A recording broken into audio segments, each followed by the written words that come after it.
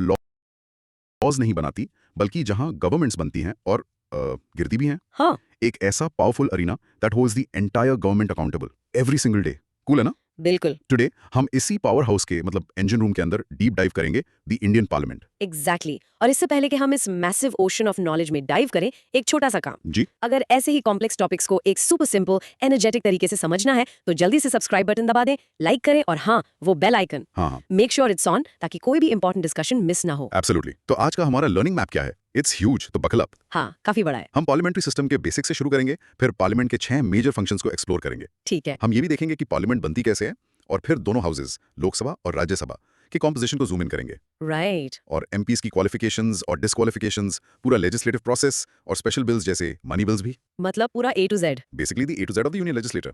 चलो शुरू करें। चलो। Topic 1, parliamentary system of government. The union legislature, India's parliamentary power house. Heading the parliamentary system of government. Okay तो ये system है क्या रियली?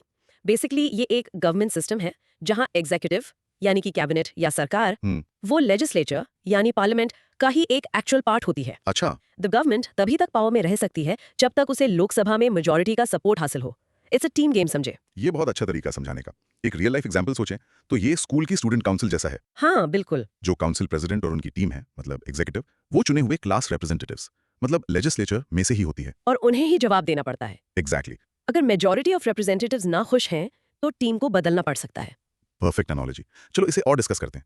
इंट्रोडक्शन, लेट्स अनपैक कि इंडिया के कॉन्स्टिट्यूशन मेकर्स ने ये सिस्टम क्यों चुना। द गोल था एक, जैसे सोर्सेस कहते हैं, हार्मोनियस ब्लेंडिंग क्रिएट करना लेजिस्लेटिव और एग्जीक्यूटिव ऑर्गन्स के बीच में। एक सहज तालमेल, टकराव नहीं। बिल्कुल। तो इसका बैकग्राउंड क्या है? मतलब हमने ये सिस्टम क्यों चुना, प्रेसिडेंशियल सिस्टम क्यों नहीं जैसे यूएसए में है? देखो, मेन रीजन था एग्जीक्यूटिव पर एक कांस्टेंट चेक एंड बैलेंस रखना। अच्छा, the government can't just wake up one day and act like a dictator. Accountability मतलब जवाबदेही सिस्टम के डीएनए में बिल्ट इन है। एग्जैक्टली। और इसका कोर लॉजिक हमारे कॉन्स्टिट्यूशन में ही है। आर्टिकल 75(3) साफ कहता है कि the council of ministers is collectively responsible to the house of the people, यानी लोकसभा। इसका मतलब एक टीम विन्स और लूजेस टुगेदर। यस, सरकार की जवाबदेही तय है। और इसका रियल वर्ल्ड इंपैक्ट तो बहुत बड़ा है। बिल्कुल। इसका सीधा असर ये है कि government always has to respect the popular will. No confidence motion जैसे टूल्स सरकार को हमेशा ऑन देयर टोज रखते हैं, कॉन्स्टेंटली। कभी भी पावर से वोट आउट हो सकते हैं। राइट। तो कंक्लूजन सिंपल है, ये सिस्टम गवर्नमेंट को अकाउंटेबल और रिस्पॉन्सिबल बनाता है। It's all about responsibility. बहुत बढ़िया, ये तो एकदम क्लियर हो गया। लेकिन मेरे पास कुछ सवाल हैं ताकि ये और अच्छे से याद हो जाए। पूछो। पहला, प्रेसिडेंशियल सिस्टम और पार्लियामेंट्री सिस्टम में सबसे बड़ा डिफरेंस क्या है? द बिगेस्ट डिफरेंस है एग्जीक्यूटिव और लेजिस्लेचर के बीच का रिलेशनशिप।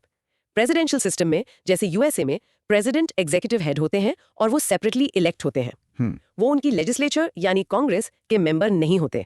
हमारे पार्लियामेंट्री सिस्टम में प्राइम मिनिस्टर और कैबिनेट जो एग्जीक्यूटिव हैं, उन्हें पार्लियामेंट का मेंबर होना मस्ट है। वो इनसाइडर्स हैं, आउटसाइडर्स नहीं। एग्जैक्टली। ओके, ये की डिस्टिंक्शन है।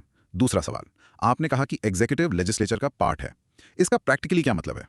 प्रैक्टिकली इसका मतलब है कि मिनिस्टर बनने के लिए एक पर्सन को मेंबर ऑफ पार्लियामेंट यानी एमपी होना ही पड़ेगा, चाहे लोकसभा से हो या राज्यसभा से। उन्हें लेजिस्लेचर से ही चुना जाता है गवर्नमेंट को चलाने के लिए। बिल्कुल। लेकिन अगर प्राइम मिनिस्टर किसी एक्सपर्ट को, जैसे किसी टॉप इकोनॉमिस्ट को फाइनेंस मिनिस्टर बनाना चाहें, पर वो एमपी ना हो, तो क्या कोई नॉन एमपी मिनिस्टर बन सकता है?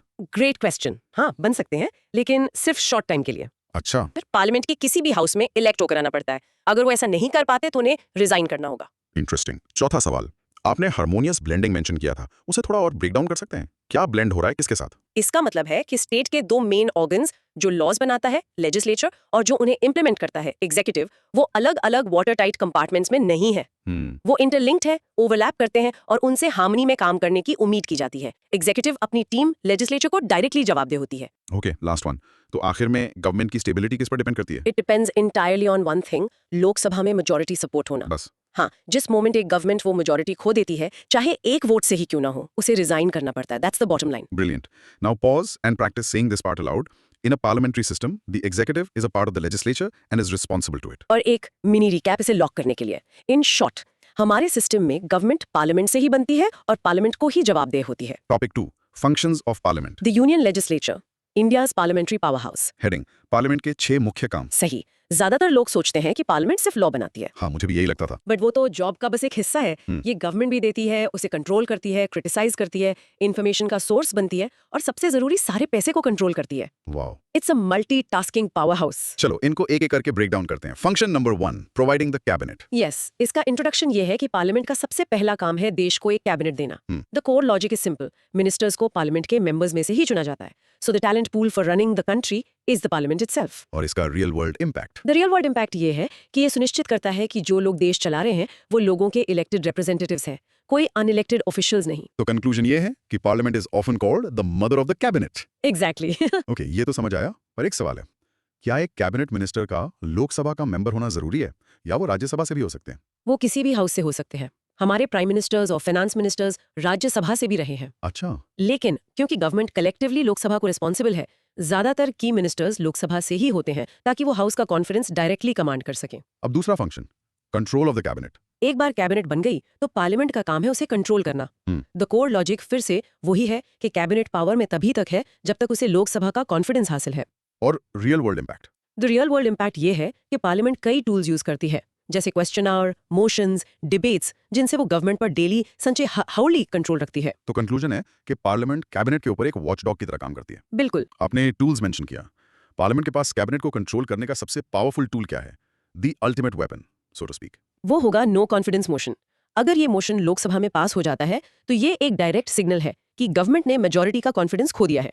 और फिर The entire Council of Ministers, including the Prime Minister, has to resign immediately. It's the nuclear option. Wow. Okay, तीसरा function, criticism of the cabinet. एक हेल्दी डेमोक्रेसी के लिए क्रिटिसिज्म जरूरी है। इंट्रोडक्शन, पार्लियामेंट इसके लिए मेन प्लेटफॉर्म प्रोवाइड करती है। द कोर लॉजिक ये है कि यहीं पर गवर्नमेंट पॉलिसीज पर ओपन डिस्कशन, डिबेट और क्रिटिसिज्म होता है। ये ऑपोजिशन का मेन रोल है। इसका रियल वर्ल्ड इम्पैक्ट क्या होता है? इससे गवर्नमेंट अपनी गलतियों से सीखती है और ऑटोक्रेटिक नहीं बनती, और पब्लिक को अल्टरनेटिव व्यू पॉइंट्स का भी पता चलता है। So, to conclude, Parliament ensures the government doesn't get a free pass. Precisely. इस पर एक सवाल है, हम जानते हैं कि राज्यसभा सरकार को वोट आउट नहीं कर सकती। सही। तो फिर राज्यसभा में क्रिटिसिज्म का क्या फायदा? Does it really matter? It matters immensely. भले ही राज्यसभा सरकार गिरा ना सके, उसकी डिबेट्स बहुत इंपॉर्टेंट होती हैं। कैसे? वो पब्लिक ओपिनियन को शेप करती हैं, मिनिस्टर्स को नेशनल स्टेज पर अपनी पॉलिसीज डिफेंड करने पर मजबूर करती हैं, और क्योंकि वो काउंसिल ऑफ स्टेट्स है, वो नेशनल डिबेट में स्टेट लेवल पर्सपेक्टिव्स लाती है। Got it. चौथा function, an organ of information. Introduction, parliament देश में इंफॉर्मेशन का सबसे अथॉरिटेटिव सोर्स है। द कोर लॉजिक एक टूल है जिसे क्वेश्चंस कहते हैं। क्वेश्चन आवर के दौरान कोई भी एमपी किसी मिनिस्टर से उनकी मिनिस्ट्री के काम पर डायरेक्ट सवाल पूछ सकता है और मिनिस्टर को जवाब देना पड़ता है। अच्छा। सोर्स मटेरियल कहता है कि ये प्रेस से भी ज्यादा पावरफुल है। रियल वर्ल्ड इम्पैक्ट है गवर्नमेंट ऑपरेशंस में ह्यूज ट्रांसपेरेंसी। तो कंक्लूजन ये है कि पार्लियामेंट देश का सबसे बड़ा इंफॉर्मेशन ब्यूरो है। You can say that. मुझे क्यूरियोसिटी है, एक एमपी मिनिस्टर से सवाल पूछकर एक्चुअली क्या हासिल करता है? सिर्फ एक साउंड बाइट के लिए? बिल्कुल नहीं। एक एमपी 3 चीजें हासिल करता है। पहला, उसे एक पब्लिक इंपोर्टेंस के मैटर पर official on the record information मिलती है। दूसरा, वो मिनिस्टर और उनके डिपार्टमेंट को अकाउंटेबल ठहराता है। और तीसरा, पार्लियामेंट में सवाल पूछकर वो एक स्पेसिफिक इशू को पूरे देश के सामने हाईलाइट करता है और गवर्नमेंट को नोटिस लेने पर मजबूर करता है। That's powerful. पांचवा function, the power to make legislations. ये सबसे क्लासिक फंक्शन है। Introduction, parliament supreme law making body है।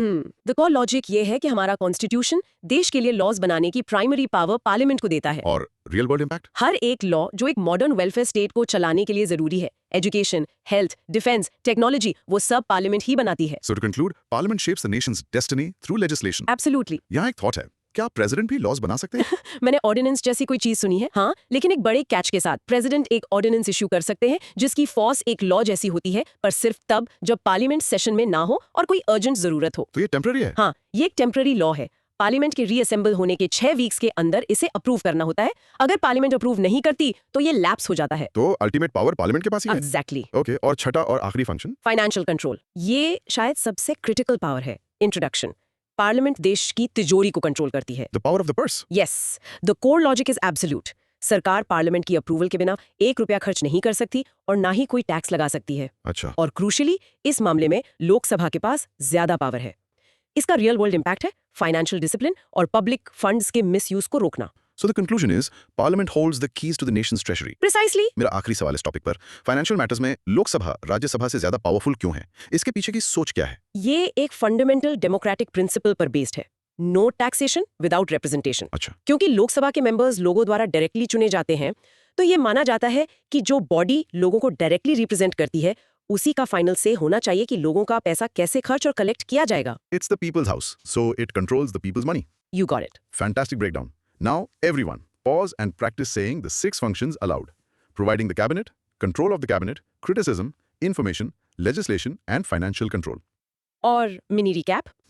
इन शॉर्ट, पार्लियामेंट एक मल्टी फंक्शनल बॉडी है जो सिर्फ लॉज नहीं बनाती बल्कि गवर्नमेंट को क्रिएट, कंट्रोल और क्रिटिक भी करती है और साथ में देश के फाइनेंसेस को भी मैनेज करती है। Topic 3. Constitution of Parliament. The union legislature, India's parliamentary power house. Heading. Parliament बनती कैसे है? इसकी डेफिनेशन हमारे कॉन्स्टिट्यूशन में बहुत क्लियरली दी गई है। The parliament of India consists of 3 parts: the president, the council of states, Rajya Sabha, और the house of the people, Lok Sabha. 3 parts, not 2. हाँ, याद रखना 3 पार्ट्स है, 2 नहीं। प्रेसिडेंट, लोकसभा और राज्यसभा, तीनों के बिना ये चल नहीं सकती। एक भी पहिया हटा दो तो सब कुछ कोलैप्स हो जाएगा। प्रिसाइजली। चलो इसे डिस्कस करते हैं। इंट्रोडक्शन। ज्यादातर लोग सोचते हैं कि पार्लियामेंट का मतलब सिर्फ 2 हाउसेज हैं, लोकसभा और राज्यसभा। हाँ, but the president is an integral inseparable part. इस डिजाइन का बैकग्राउंड क्या है? मतलब प्रेसिडेंट को क्यों इंक्लूड किया गया, जो लेजिस्लेटर तो है नहीं? ये डिजाइन ब्रिटिश सिस्टम से इंस्पायर्ड है, जहां क्राउन पार्लियामेंट का हिस्सा होता है। हमारे फाउंडर्स ने इसे अडॉप्ट किया क्योंकि प्रेसिडेंट के की लेजिस्लेटिव रोल्स हैं। जैसे? द कोर लॉजिक ये है कि दोनों हाउसेज से पास हुआ बिल सिर्फ एक बिल होता है, वो लॉ नहीं होता। अच्छा, वो लॉ तभी बनता है जब प्रेसिडेंट उस पर अपना एसेंट यानी सिग्नेचर देते हैं। प्रेसिडेंट के पास पार्लियामेंट को समन, सेशन बुलाना और प्रोरोग, सेशन खत्म करने की भी पावर है। तो प्रेसिडेंट का रोल फाइनल स्टेप है। इसका रियल वर्ल्ड इम्पैक्ट क्या है? प्रेसिडेंट का रोल लेजिस्लेटिव प्रोसेस पर एक फाइनल चेक की तरह काम करता है। हालांकि प्रेसिडेंट ज्यादातर काउंसिल ऑफ मिनिस्टर्स की एडवाइस पर काम करते हैं, उनका एसेंट एक क्रूशियल कॉन्स्टिट्यूशनल फॉर्मेलिटी है जो लॉ मेकिंग प्रोसेस को कंप्लीट करती है। So the conclusion is Parliament is not just a building with 2 chambers, but a trio of institutions working together. Exactly. ये बहुत इंपॉर्टेंट पॉइंट है। चलो कुछ क्रॉस क्वेश्चंस करते हैं। पहला, अगर प्रेसिडेंट पार्लियामेंट का हिस्सा है तो वो पार्लियामेंट्री सिटिंग्स में बैठकर डिबेट्स में पार्टिसिपेट क्यों नहीं करते? क्योंकि प्रेसिडेंट का role head of the state का है, एक न्यूट्रल और नॉन पार्टिसन फिगर जो डेली पॉलिटिकल डिबेट से ऊपर हैं। वो पूरे नेशन को रिप्रेजेंट करते हैं। डिबेट्स में पार्टिसिपेट करने का मतलब होगा एक साइड लेना जिससे उनकी कॉन्स्टिट्यूशनल पोजीशन कॉम्प्रोमाइज होगी। Okay, that makes sense. दूसरा, प्रेसिडेंट का ओपनिंग एड्रेस क्या होता है जो हम टीवी पर देखते हैं? हर जनरल इलेक्शन के बाद और हर साल के पहले सेशन की शुरुआत में प्रेसिडेंट दोनों हाउसेस की जॉइंट सिटिंग को एड्रेस करते हैं। ये एड्रेस बेसिकली आने वाले साल के लिए गवर्नमेंट का पॉलिसी स्टेटमेंट होता है। प्रेसिडेंट आउटलाइन करते हैं कि गवर्नमेंट क्या करने का प्लान कर रही है। एक सिंपल सा हाल पर इंपॉर्टेंट है। लोकसभा को हाउस ऑफ द पीपल क्यों कहते हैं? क्योंकि इसके मेंबर्स इंडिया के लोगों द्वारा जनरल इलेक्शंस के थ्रू डायरेक्टली इलेक्ट किए जाते हैं। ये लोगों की विल को डायरेक्टली रिप्रेजेंट करती है। और उसी तरह राज्यसभा को काउंसिल ऑफ स्टेट्स क्यों कहते हैं? क्योंकि इसके मेंबर्स लोगों द्वारा डायरेक्टली इलेक्ट नहीं होते, उन्हें स्टेट लेजिस्लेटिव असेंबलीज के इलेक्टेड मेंबर्स चुनते हैं। अच्छा, तो वो पार्लियामेंट में इंडियन फेडरेशन के वेरियस स्टेट्स के इंटरेस्ट को रिप्रेजेंट करते हैं। लास्ट क्वेश्चन, क्या प्रेसिडेंट सच में किसी बिल को रिजेक्ट कर सकते हैं? क्या वो बस नो कह सकते हैं? हाँ, कह सकते हैं। एक नॉन मनी बिल के लिए प्रेसिडेंट के पास 3 ऑप्शंस होते हैं: असेंट देना, असेंट विथहोल्ड करना जो रिजेक्शन जैसा है, या बिल को पार्लियामेंट को रिकंसिडरेशन के लिए वापस भेजना। लेकिन हाँ, एक बड़ा लेकिन है। अगर पार्लियामेंट उस बिल को फिर से पास कर देती है, चेंजेस के साथ या बिना, और वापस भेजती है, तो प्रेसिडेंट को अपना असेंट देना मस्ट है। वो सिर्फ एक बार वापस भेज सकते हैं। That's a crucial detail. Okay, everyone practice this. The Parliament of India consists of the President and 2 houses, the Rajya Sabha and the Lok Sabha. Mini recap time in short. Formula याद रखें, president plus Rajya Sabha plus Lok Sabha equals the parliament of India. Topic 4, composition of the Council of States, Rajya Sabha. The union legislature, India's parliamentary power house. Heading, Rajya Sabha का composition. इसकी definition इसके नाम में ही है। राज्यसभा या council of states को represent करती है। इसकी मैक्सिमम स्ट्रेंथ 250 मेंबर्स है। इनमें से 12 प्रेसिडेंट द्वारा नॉमिनेट किए जाते हैं और 238 तक स्टेट्स और यूनियन टेरिटरीज के रिप्रेजेंटेटिव्स होते हैं। चलो सबसे इंटरेस्टिंग पार्ट से शुरू करते हैं। नॉमिनेटेड मेंबर्स, वो क्यों होते हैं? द कोर लॉजिक है हाउस में एक्सपर्टीज लाना। प्रेसिडेंट 12 मेंबर्स को नॉमिनेट करते हैं जिन्हें लिटरेचर, साइंस, आर्ट और सोशल सर्विस जैसी फील्ड्स में स्पेशल नॉलेज या प्रैक्टिकल एक्सपीरियंस हो। इसका रियल वर्ल्ड इम्पैक्ट तो बहुत बड़ा होगा। ह्यूज। इससे डिस्टिंग्विश्ड इंडिविजुअल्स को जो शायद इलेक्शंस नहीं लड़ना चाहते, नेशन बिल्डिंग में कंट्रीब्यूट करने का मौका मिलता है। जैसे सचिन तेंदुलकर या जावेद अख्तर। एग्जैक्टली। ये डिबेट को एनरिच करता है। सो टू कंक्लूड, ये मेंबर्स ऑफ पार्लियामेंट में एक नॉन पॉलिटिकल एक्सपर्ट पर्सपेक्टिव लाते हैं। ओके, एक नॉमिनेटेड मेंबर और एक इलेक्टेड मेंबर के स्टेटस और पावर्स में कोई फर्क है? ज्यादातर तो नहीं। उनके पास सेम पावर्स, प्रिविलेजेस और इम्यूनिटीज होती हैं। लेकिन एक की डिफरेंस है। Nominated members president of India के इलेक्शन में वोट नहीं कर सकते। ये अधिकार सिर्फ इलेक्टेड मेंबर्स के लिए रिजर्व्ड है। ओके, अब इलेक्टेड मेंबर्स पर आते हैं। रिप्रेजेंटेशन ऑफ स्टेट्स, इन्हें कैसे चुना जाता है? यहाँ द कोर लॉजिक ये है कि हर स्टेट के रिप्रेजेंटेटिव्स को उस स्टेट की लेजिस्लेटिव असेंबली के इलेक्टेड मेंबर्स चुनते हैं। तो ये एक इनडायरेक्ट इलेक्शन है। हाँ, जो सिस्टम यूज होता है उसे proportional representation by means of the single transferable vote कहते हैं। इसका मेन इम्पैक्ट ये है कि इससे स्टेट असेंबली की छोटी माइनॉरिटी पार्टीज को भी राज्यसभा में कुछ रिप्रेजेंटेशन मिल जाता है। इस पर एक बहुत स्पेसिफिक सवाल, मान लीजिए कर्नाटका से राज्यसभा एमपी बनने के लिए क्या आपका कर्नाटका का रेजिडेंट होना जरूरी है? इंटरेस्टिंगली नहीं, ये रिक्वायरमेंट पहले थी पर इसे हटा दिया गया। अच्छा, सोर्स मटेरियल में कुलदीप नैयर केस का मेंशन है, जहां सुप्रीम कोर्ट ने कंफर्म किया कि किसी स्टेट से राज्यसभा के लिए इलेक्ट होने के लिए उस स्टेट का रेजिडेंट होना जरूरी नहीं है। अब रिप्रेजेंटेशन ऑफ यूनियन टेरिटरीज पर भी बात कर लेते हैं। तो कॉल लॉजिक सिंपल है, पार्लियामेंट लॉ बनाकर डिसाइड करती है कि यूटीज के रिप्रेजेंटेटिव्स कैसे चुने जाएंगे। करंटली ये भी एक इनडायरेक्ट इलेक्शन ही है। फाइनली इसके फेडरल कैरेक्टर पर बात करते हैं। राज्यसभा स्टेट्स को रिप्रेजेंट करती है, पर ये यूएस सेनेट से बहुत अलग है ना? Very different. इंट्रोडक्शन यह है कि दोनों फेडरल सिस्टम में अपर हाउसेज हैं, पर लॉजिक ऑपोजिट है। यूएस में कोर लॉजिक है equality of states. Her state चाहे छोटा हो या बड़ा, सेनेट में 2 सीटें मिलती हैं। और इंडिया में? इंडिया में कोर लॉजिक है पॉपुलेशन के आधार पर representation.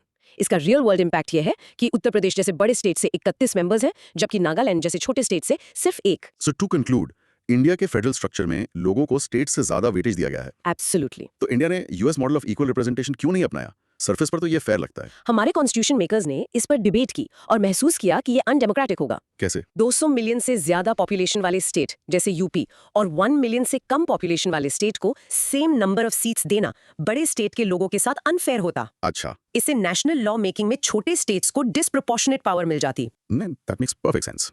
Okay, pause and say this aloud. Rajya Sabha has both nominated and elected members representing arts, sciences, and the states.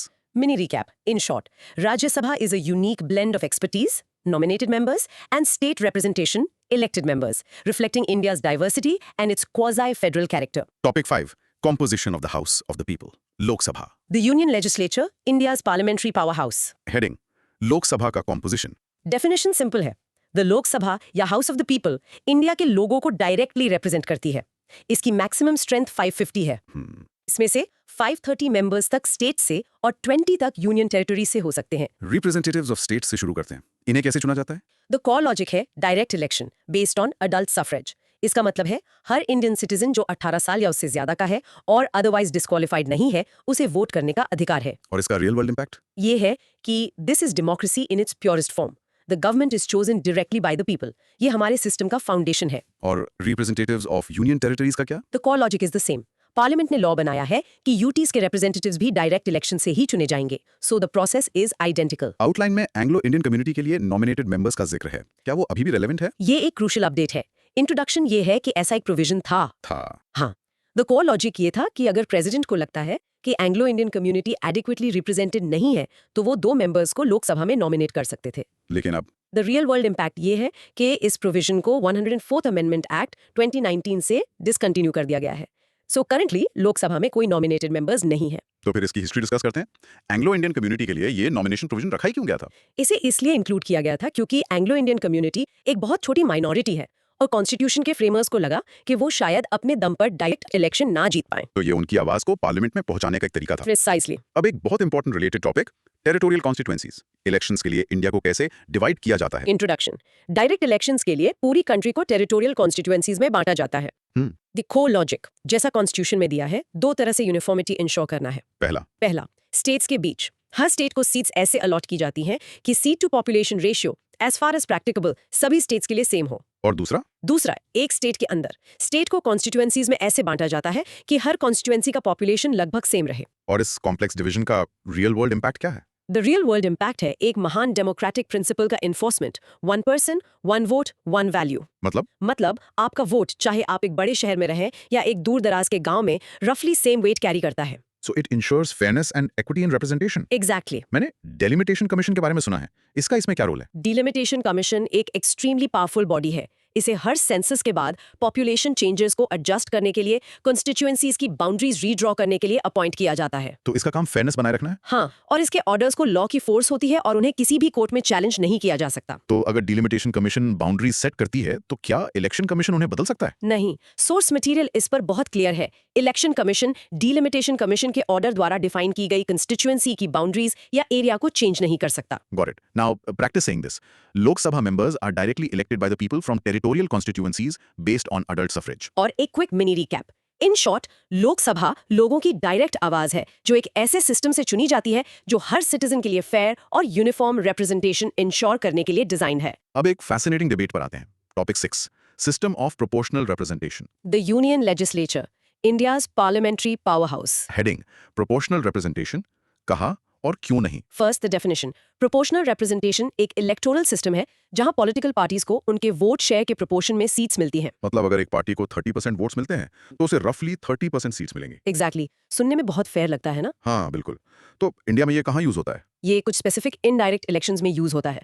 सबसे इंपॉर्टेंट राज्यसभा इलेक्शंस के लिए। अच्छा, इससे स्टेट असेंबली में छोटी पार्टीज को भी कुछ सीट्स मिल जाती हैं, जिससे राज्यसभा स्टेट के पॉलिटिकल लैंडस्केप को ज्यादा रिप्रेजेंट करती है। ओके, तो अब बड़ा सवाल, अगर ये इतना फेयर है तो इसे लोकसभा इलेक्शंस के लिए क्यों यूज नहीं किया जाता? ये हमारी कॉन्स्टिट्यूएंट असेंबली डिबेट्स से एक फैंटास्टिक स्टोरी है। इंट्रोडक्शन। हमारे फाउंडर्स ने कॉन्शियसली इस सिस्टम को लोकसभा के लिए रिजेक्ट किया।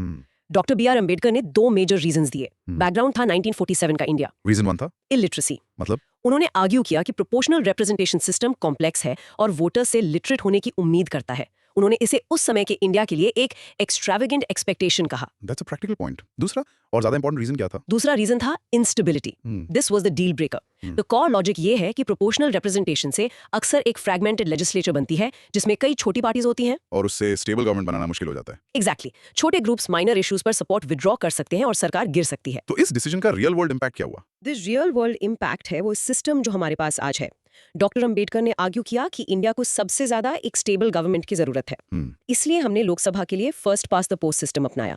इसमें जिस कैंडिडेट को सबसे ज्यादा वोट्स मिलते हैं वो जीत जाता है। सो द कंक्लूजन इज, हमारे फाउंडर्स ने लोकसभा के लिए स्टेबिलिटी को परफेक्ट रिप्रेजेंटेशन से ऊपर चुना। एग्जैक्टली। ये ट्रेड ऑफ फैसिनेटिंग है। चलो कुछ सवाल पूछते हैं। पहला, आपने सिंगल ट्रांसफरेबल वोट सिस्टम का जिक्र किया, वो सिंपली कैसे काम करता है? ये अपनी फेवरेट आइसक्रीम फ्लेवर्स को ऑर्डर में रैंक करने जैसा है। आप सिर्फ एक नहीं चुनते, आप रैंक करते हैं। अच्छा, जीतने के लिए एक कैंडिडेट को एक certain Kota of first choice votes तक पहुंचना होता है। अगर कोई नहीं पहुंचता तो सबसे कम वोट्स वाले कैंडिडेट को एलिमिनेट कर दिया जाता है और उनके वोट्स उनके वोटर्स की सेकंड चॉइस में ट्रांसफर हो जाते हैं। ओके, तो प्रोपोर्शनल रिप्रेजेंटेशन के मेन एडवांटेजेस क्या हैं? मेन एडवांटेज ये है कि ये हाईली रिप्रेजेंटेटिव है। ये इंश्योर करता है कि एक पार्टी का सीट शेयर उसके वोट शेयर को परफेक्टली मिरर करे। इससे छोटी पार्टीज को भी आवाज मिलती है। आपने स्टेबल गवर्नमेंट और रिप्रेजेंटेटिव गवर्नमेंट के बीच ट्रेड ऑफ की बात की। इस डिलेमा को थोड़ा और समझा सकती हैं? ये इलेक्टरल सिस्टम डिजाइन का कोर डिलेमा है। First past the post system जो हम यूज करते हैं क्लियर विनर देता है और ज्यादा स्टेबल गवर्नमेंट्स बनाता है।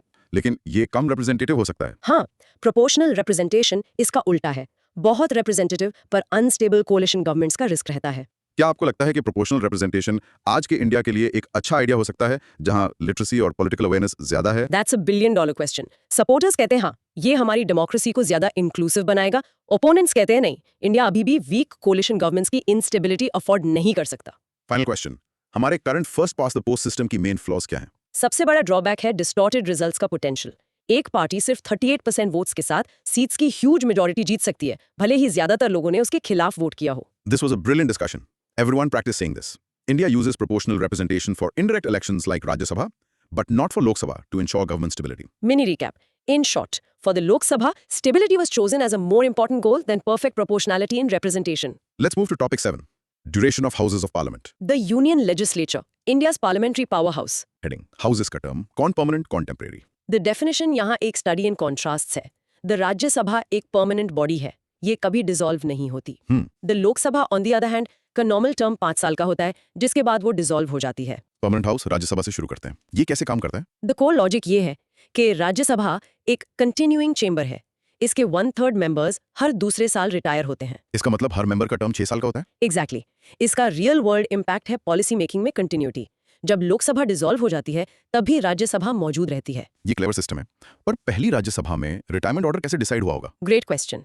पहली राज्यसभा के लिए उन्होंने एक लॉटरी सिस्टम यूज किया था, ये डिसाइड करने के लिए कि कौन से 1/3 मेंबर्स 2 साल बाद रिटायर होंगे और कौन से 4 साल बाद। और बाकी बचे हुए को पूरा 6 साल का टर्म मिला? हाँ, एक बार वो साइकिल एस्टेब्लिश हो गया तो सिस्टम स्मूथली चल रहा है। हम टेम्परेरी हाउस लोकसभा पर आते हैं। द कोर लॉजिक ये है कि इसकी नॉर्मल लाइफ 5 साल है, लेकिन प्रेसिडेंट इसे पहले भी डिसॉल्व कर सकते हैं। अच्छा। हाँ, usually on the advice of the prime minister. कोई स्पेशल केस है जहां लोकसभा का टर्म 5 साल से ज्यादा एक्सटेंड हो सकता है? हाँ, एक स्पेसिफिक सिचुएशन है। नेशनल इमरजेंसी के दौरान पार्लियामेंट कानून बनाकर लोकसभा का टर्म एक बार में 1 साल के लिए बढ़ा सकती है, लेकिन इमरजेंसी खत्म होने के 6 महीने बाद तक ही एक्सटेंशन रह सकता है। मुझे याद है इंदिरा गांधी सरकार ने 42nd अमेंडमेंट से टर्म को 6 साल कर दिया था उसे वापस 5 साल कब किया गया? You're right. वो एक बहुत कंट्रोवर्शियल मूव था। उसे 44th अमेंडमेंट एक्ट 1978 में इमरजेंसी के बाद आई नई सरकार ने रिवर्स कर दिया था। तो रियल वर्ल्ड इम्पैक्ट ये है कि 5 साल का टर्म सरकार को प्लानिंग का मौका देता है, लेकिन डिसोल्यूशन का प्रोविजन उसे अकाउंटेबल रखता है। A perfect balance. Okay, let's practice this.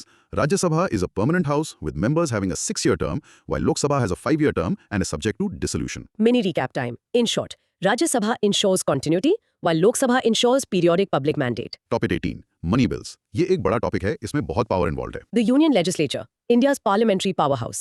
Heading: Money bills. The superpower of Lok Sabha. First, the definition from the Constitution. A money bill वो बिल है जो only specific financial matters से deal करता है, जो article 110 में listed है। जैसे टैक्सेशन, गवर्नमेंट बोरोइंग या कंसोलिडेटेड फंड ऑफ इंडिया से पैसा खर्च करना। यहाँ ओनली वर्ड एब्सोल्यूट की है। इसका रियल लाइफ एग्जांपल एक फैमिली बजट की तरह है। हाँ, बताओ। इमेजिन लोकसभा परिवार का वो मुखिया है जो बजट डिसाइड करता है। वो तय करते हैं कि पैसा कहां से आएगा और कहां खर्च होगा। राज्यसभा परिवार के दूसरे सीनियर मेंबर हैं। वो बजट देखकर सजेशंस दे सकते हैं, पर फाइनल डिसीजन मुखिया यानी लोकसभा का ही होता है। Perfect analogy. चलो प्रोसेस को अनपैक करते हैं। इंट्रोडक्शन। फाइनेंशियल लेजिस्लेशन की दुनिया में मनी बिल एक स्पेशल कैटेगरी है जो लोकसभा को सुप्रीम ऑलमोस्ट यूनिलैटरल पावर देती है। इस स्पेशल प्रोसेस के पीछे कोर लॉजिक क्या है? द कोर लॉजिक एक strict step by step procedure में है। स्टेप 1, ये सिर्फ लोकसभा में इंट्रोड्यूस हो सकता है। ओके। स्टेप 2, लोकसभा से पास होने के बाद स्पीकर इसे मनी बिल सर्टिफाई करते हैं और ये सर्टिफिकेट फाइनल है। स्टेप 3, ये राज्यसभा भेजा जाता है जिसके पास बहुत लिमिटेड रोल और सिर्फ 14 दिन की स्ट्रिक्ट डेडलाइन होती है। और राज्यसभा उन 14 दिनों में क्या कर सकती है? यहीं पर उसकी लिमिटेड पावर क्लियर होती है। स्टेप 4, राज्यसभा बिल को रिजेक्ट या अमेंड नहीं कर सकते, सिर्फ रिकमेंडेशंस दे सकती है। और स्टेप 5, लोकसभा इन रिकमेंडेशंस को एक्सेप्ट या रिजेक्ट करने के लिए फ्री है। और स्टेप 6, अगर राज्यसभा 14 दिन में बिल वापस नहीं करती तो इसे ऑटोमेटिकली दोनों हाउसेस से पास मान लिया जाता है। मतलब लोकसभा की मर्जी ही चलेगी कंप्लीटली। लोकसभा को इतनी ज्यादा पावर देने का बैकग्राउंड क्या है? बैकग्राउंड एक बार फिर वही डेमोक्रेटिक प्रिंसिपल है, नो टैक्सेशन विदाउट रिप्रेजेंटेशन। क्योंकि लोकसभा डायरेक्टली इलेक्टेड हाउस है, कॉन्स्टिट्यूशन उसे पब्लिक मनी के मैटर्स पर फाइनल से देता है। ये पावरफुल तो है, पर इसका कंट्रोवर्शियल रियल वर्ल्ड इंपैक्ट भी होगा, है ना? एब्सोल्युटली। ये प्रोविजन मेजर कंट्रोवर्सीज के सेंटर में रहा है। जैसे आधार एक्ट को मनी बिल के तौर पर पास किया गया था। हाँ, मैंने सुना था। क्रिटिक्स ने आर्ग्यू किया कि ये राज्यसभा की स्क्रूटनी को बाईपास करने का एक तरीका था। सुप्रीम कोर्ट के डिसेंटिंग जज जस्टिस चंद्रचूड़ ने कहा कि ये हमारे बाइकैमरलिज्म यानी 2 सदनों की व्यवस्था को डैमेज करता है। सो द कंक्लूजन इज, ये एक पावरफुल टूल है, but it's use can be highly contentious. Yes. चलो कुछ क्रॉस क्वेश्चंस करते हैं। पहला, आपने कहा स्पीकर का डिसीजन फाइनल है, इसे कोर्ट ऑफ लॉ में चैलेंज क्यों नहीं किया जा सकता? कॉन्स्टिट्यूशन खुद आर्टिकल 110(3) में कहता है कि स्पीकर का डिसीजन फाइनल है। ये सेपरेशन ऑफ पावर्स के प्रिंसिपल पर बेस्ड है। हालांकि लीगल एक्सपर्ट्स मानते हैं कि अगर स्पीकर का डिसीजन ब्लेटेंटली अनकॉन्स्टिट्यूशनल हो तो जुडिशियल रिव्यू पॉसिबल हो सकता है। दूसरा, एक बिल को मनी बिल कब नहीं माना जाता, भले उसमें फाइनेंशियल क्लॉजेस हों? एक बिल मनी बिल नहीं होता अगर उसमें आर्टिकल 110 में लिस्टेड मैटर्स के अलावा दूसरे सब्सटैंटिव प्रोविजंस भी हों। मतलब? फॉर इंस्टेंस, एक बिल जो नया टैक्स प्रपोज करे मनी बिल मैटर पर, साथ ही एक नई रेगुलेटरी अथॉरिटी भी सेटअप करे, ऑर्डिनरी लेजिस्लेशन मैटर, वो एक फाइनेंशियल बिल होगा, मनी बिल नहीं। आर्टिकल 110 में क्लॉज है एनी मैटर इंसिडेंटल। इसका स्कोप क्या है? ये तो वेग लगता है। You've hit upon the most controversial part. Incidental का मतलब है मेन फाइनेंशियल मैटर से जुड़ी कोई चीज। अच्छा। इसी टर्म की वेगनेस को सरकारें कभी-कभी नॉन फाइनेंशियल प्रोविजंस इंक्लूड करने के लिए यूज करती हैं। आधार एक्ट इसका प्राइम एग्जांपल है। एक प्रैक्टिकल सवाल, अगर राज्यसभा के पास मनी बिल पर कोई पावर नहीं है तो बिल उसे भेजा ही क्यों जाता है? एक कंसल्टेटिव रोल के लिए। राज्यसभा काउंसिल ऑफ स्टेट्स है, उसमें बहुत एक्सपीरियंस्ड मेंबर्स होते हैं। उनके रिकमेंडेशंस भले ही बाइंडिंग ना हो, वैल्यूएबल इनसाइट्स दे सकते हैं और बिल में इंप्रूवमेंट्स ला सकते हैं। लास्ट क्वेश्चन, आधार एक्ट को मनी बिल के रूप में पास करने के पीछे गवर्नमेंट का स्पेसिफिक जस्टिफिकेशन क्या था? गवर्नमेंट का आर्गुमेंट था कि आधार एक्ट का प्राइमरी पर्पस सब्सिडीज और बेनिफिट्स की टारगेटेड डिलीवरी था, जो कंसोलिडेटेड फंड ऑफ इंडिया से पे होती हैं। जो कि एक कोर मनी बिल मैटर है। एग्जैक्टली। इसलिए उन्होंने क्लेम किया कि बाकी सारे प्रोविजंस जैसे बायोमेट्रिक डेटा कलेक्शन इस मेन फाइनेंशियल पर्पस के लिए इंसिडेंटल थे। That clarifies the controversy perfectly. Okay, everyone, let's practice saying this. A money bill can only be introduced in the Lok Sabha, and the Rajya Sabha has only a recommendatory role within a 14-day limit. And the mini recap. In short, when it comes to money, the Lok Sabha's decision is supreme, making it the financial master of the parliament. तो दोस्तों, ये थी हमारी आज की गहन चर्चा on the union legislature. What a journey. हमने पार्लियामेंट्री सिस्टम की नींव से लेकर मनी बिल्स की कॉम्प्लेक्स बारीकियों तक सब कुछ कवर किया। Exactly. आज की चर्चा का ब्रॉड मैक्रो थीम था the union legislator, India's parliamentary power house. और मुझे लगता है हमने साफ साफ देखा कि ये सच में एक पावर हाउस क्यों है। चलो, जो भी हमने सीखा है उसका एक क्विक एनर्जेटिक रिकैप करते हैं। यू बेट। सबसे पहले हमने समझा कि हमारा पार्लियामेंट्री सिस्टम अकाउंटेबिलिटी के लिए डिजाइन है, जो गवर्नमेंट को पार्लियामेंट के प्रति जवाबदेह बनाता है। फिर हमने पार्लियामेंट के 6 की फंक्शंस देखे, कैबिनेट बनाने और कंट्रोल करने से लेकर देश के फाइनेंसेस को मैनेज करने तक। राइट। हमने Lok Sabha, the house of the people, और Rajya Sabha, the council of states के कॉम्पोजिशन और यूनिक रोल्स को भी ब्रेक डाउन किया। और आखिर में हमने कॉम्प्लेक्स लेजिस्लेटिव प्रोसेस को डिकोड किया, स्पेशली मनी बिल्स के मामले में लोकसभा की स्पेशल पावर्स को। अब हमारे एक्टिव लर्नर्स के लिए कुछ कंटेंट प्रोब्स, इन्हें खुद आंसर करने की कोशिश करें ताकि नॉलेज और सॉलिड हो जाए। बिल्कुल। 1. पार्लियामेंट के 6 फंक्शंस में से एक हेल्दी डेमोक्रेसी के लिए सबसे इंपॉर्टेंट कौन सा लगता है और क्यों? 2. राज्यसभा को यूजलेस कहना क्यों गलत है, उसकी स्पेशल पावर्स क्या हैं? 3. मनी बिल और फाइनेंशियल बिल में की डिफरेंस क्या है? 4. प्रोपोर्शनल रिप्रेजेंटेशन सिस्टम ज्यादा रिप्रेजेंटेटिव होने के बावजूद लोकसभा इलेक्शंस के लिए क्यों रिजेक्ट किया गया? 5. स्पीकर की भूमिका इम्पार्शियल क्यों मानी जाती है? एंड 6. पार्लियामेंट्री प्रिविलेजेस का पर्पस क्या है? और आज का चैलेंज, हमारी डिस्कशन से कोई एक टॉपिक चुने, मान लीजिए मनी बिल का स्पेशल प्रोसेस, और उसे 2 मिनट में किसी दोस्त या फैमिली मेंबर को एक्सप्लेन करने की प्रैक्टिस करें। Rehearse presenting one segment out loud. Awesome, ज्ञान बांटने से बढ़ता है। अगर आज की ये चर्चा पसंद आई तो प्लीज कमेंट सेक्शन में हमें बताएं कि अगला कौन सा टॉपिक डिटेल में समझना चाहेंगे। And don't forget to subscribe, like and share. आपका सपोर्ट हमें ऐसे ही डीप एनालिसिस लाने के लिए मोटिवेट करता है। अगली बार तक सीखते रहें, सोचते रहें।